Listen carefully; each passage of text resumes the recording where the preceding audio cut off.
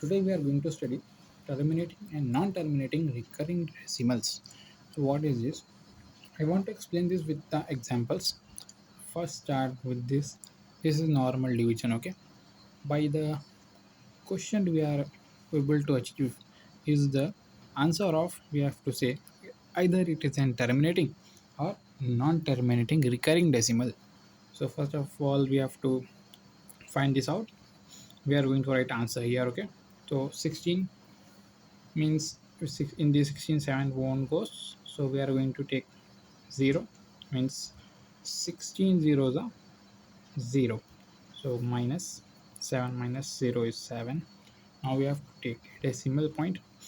Decimal point means it will be 0. Now next 16 fours are 16 fours will be 64. 16 fours are 64, and 70 minus 64 will be 6. Again we are going to take 1 0, as we already placed the point here where we doesn't need required to keep another point. Okay, this is the division method. I think you know about this. So next 16 3s are 16 3s are 48, minus 16 minus 48 will be 12. Again we have to take 0. Next 16 7s are 16 7s are will be 112, minus will be 8. Next to 0, it will be 16 5s are 16 5s will be 80, and 80 minus 80 is 0. Once you achieve 0, once you achieved 0, that means this is an terminating decimal. This is an terminating decimal. What is terminating decimal is 7 by 6. 7 by 6 is a terminating decimal. How we are going to say? Because once you achieve 0 means it is a terminating decimal. If you are going with endless loop of division, that means it is a non-terminating recurring decimal. Okay, so we are going to solve this and we are going to understand what is non-terminating recurring decimal. So the number which is denominator will be written here, and which is not denominator will be written here. Okay, should know this. So let's start. 7 was the 7. Okay, I will going to write answer here, okay, for better understanding. So 7 was the 7, minus 10 minus 7 will be 3. We have to take decimal point, will be 0. So next we have 7 4s are 28, which is lesser than 30, will be minus will be 2. Again we are going to take 0. 7 2s are 14. 20 minus 14 will be 6.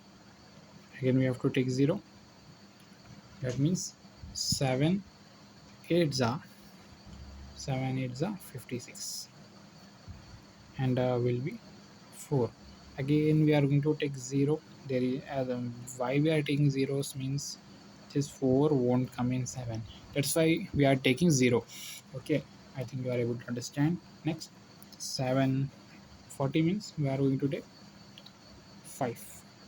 It will be 35. 7 5s are 35, minus it will be 5. 5 in again 0. Next 7 7 7 7 are 49. It will be 1. Now again 0. Again 7 means 7 ones are 7.